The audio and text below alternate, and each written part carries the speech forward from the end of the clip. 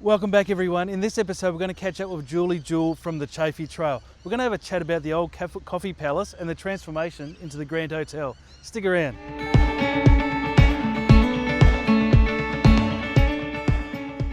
Good morning, Julie. Good morning, Paul. It's a lovely day here. Any day is a lovely day here. So we're at the Grand Hotel here in Mildura and we're at the site of where the Chaffey offices once stood with a beautiful fountain standing beside us. Yep. Can you tell me how when the Grand Hotel opened and what did it open as? Well, it actually opened in 1889, but it was referred to as the Coffee Palace at that stage because the Chaffeys had a vision that it should be a temperance region, irrigation settlement. And that went down quite well for quite a while, and the Coffee Palace had a great name. It provided accommodation. There was a lot of meetings and everything held here. And it was a great place to dine. And the Chaffey connection there to the Coffee Palace, like they had their offices here. Yes, right next door. Yeah, and how? Well, we've spoken about it. I've spoken about it many times. But can you give me your interpretation of how the Chaffeys contributed to Mildura? Well, I guess they came over in 1886, and that was when George first arrived.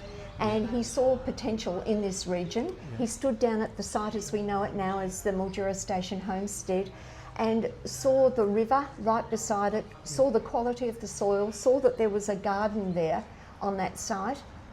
And so said, this is down at the old Mildura Homestead? Yes, as we know it, it's now the Mildura Station Homestead. And he indicated that this fertile soil was just perfect. And with his ingenuity in irrigation and developing pumps, that the whole of Mildura could be as that garden was. And I guess that was the vision of the Chaffey Trail, and the 40 years that the Chaffeys had in this community set the guidelines for European growth as to how we see it now today. And one way or another it all ties back, not all of it, but there's lots of ties back to the Grand Hotel and the Coffee Palace. Can you tell me how important the Coffee Palace was to the early people of Mildura? The Coffee Palace developed as part of the rapid development of the Chaffeys with their belief of developing an irrigation colony here in this town. And it was a meeting place for everybody, including clubs, etc. But more importantly, it was a place where everybody came to, like a hub of a community. Their offices next door to that was very well planned because they did land sales, and bits and pieces like and that. Irrigation. Yeah. Now the Coffee Palace back then didn't we spoke about that a moment ago, didn't serve alcohol. When did Mildura first start selling alcohol, and who was the first venue to have a licence? Was it? Well, at this point there was a licence permitted that granted the Grand Hotel, I think, one of 99-year lease, and that became available, and since then we've seen other establishments. But in 1914 the Coffee Palace was established with a winery licence. Much to a lot of disappointment in the community, but much to a great deal of Now that leads on to a lot of other stories that we won't get into now. I'll get into those in separate videos, but things like the sake smuggler, and the smuggling of liquor across the river or the border. It's that's when New South Wales and Victoria had different rules, and there was customs and duties and all sorts.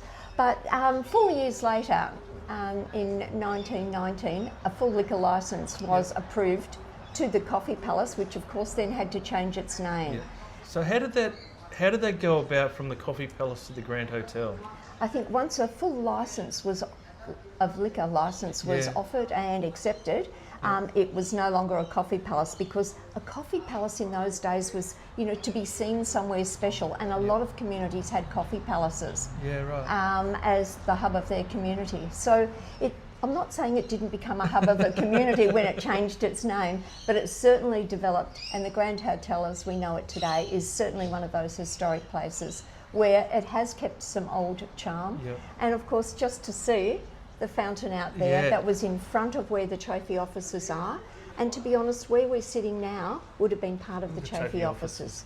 So that's been there a long, long time. It has, and it's very special. And I think there's been medieval wedding and everything around the history of it. Yeah. And a lot of people might not know the history as to our forefounders that actually developed our area were actually on this site. Yeah. So as a young fellow, I actually worked here at the Grand Hotel. So I suppose with a young head, you don't really think of the history that's around you as everywhere. And I walked through this wing many a time, not realising the significance of the place. Speaking of local legends, I guess we talk about Don Carazzo, who also started here as a porter, ended up buying the establishment and certainly responsible for many of the changes, including keeping a lot of our heritage. He has done a fantastic job of not modernising the Grand Hotel, but keeping its soul. I still refer to him as Mr. C as a 50-year-old man. Yeah. I can't bring myself to say Don. It's Mr. C. Mr. C. And I think that's in honouring the Chaffeys. They've actually put a plaque up on the wall here, which signifies the importance of the Chaffeys and their development. And that 40 years that they were in Mildura, from when George first arrived in 1886 to the passing, unfortunately, of WB out at Merbein in 1926.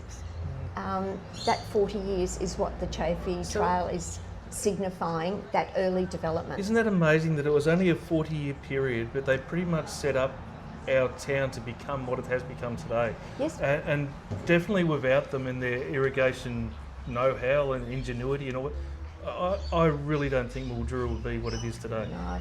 If sitting here in the Chaffey office site, I think we can a lot of the planning was done, and George had the know-how of certainly of engineering skills that he brought with him, and he developed the pumps that actually brought our irrigation to the area and brought our horticultural, agricultural services to life.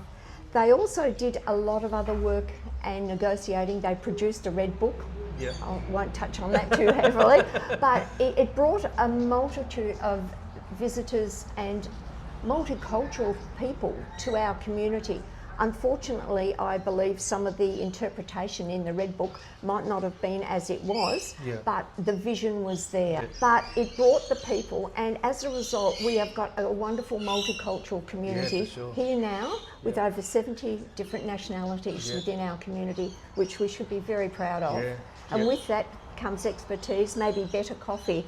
And, you know, we look at all those other benefits of Food. having a culture. Yes. I think we really punch above our weight for a small regional centre for the quality of food that we put out. And I think the Grand Hotel here, they offer a lot of that fantastic food, and that's all to do with multiculturalism. That's right, and it's also the wine varieties too that we talk about, and a lot of those are overseas, and we're continuously improving, and as is the wine industry to a degree with the different varieties that they've now had to undertake.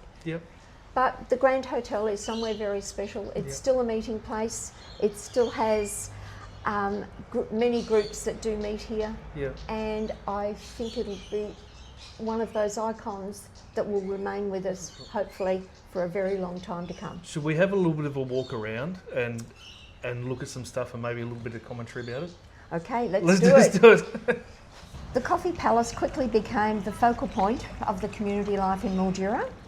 It offered dining room, lounges and meeting spaces where settlers, businesses and visitors gathered.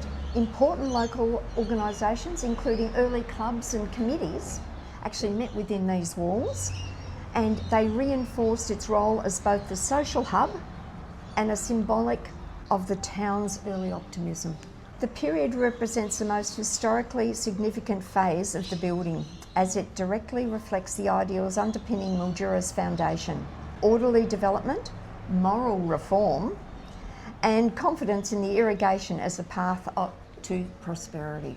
However, the strict temperance ideals that shaped the Coffee Palace gradually weakened, and in the early 20th century changed social attitudes to economic pressures, led by the granting of a wine licence in 1915, followed by a full liquor licence in 1919. This marked the end of the Coffee Palace era, building's transition into the conventional hotel. thereafter known as the Grand Hotel. Today, the Grand Hotel stands as a reminder of Mildura's formative years. While it has evolved over time, its origins as a coffee palace and its association with the Chaffey brothers remains its most important historical legacy, representing a unique experiment in planned settlement and social reform in the late 19th century Australia. So there you go, the old coffee palace and the transformation into the Grand Hotel. A big thank you to Julie for helping me put that one together. This video is part of the series on the Chaffey Trail. So if you'd like to see more of these sort of videos, just up here to that playlist there. There'll be more added to this playlist over time. But don't forget to have a look at outandaboutssunraysia.com.au and be good, stay safe, and bye for now.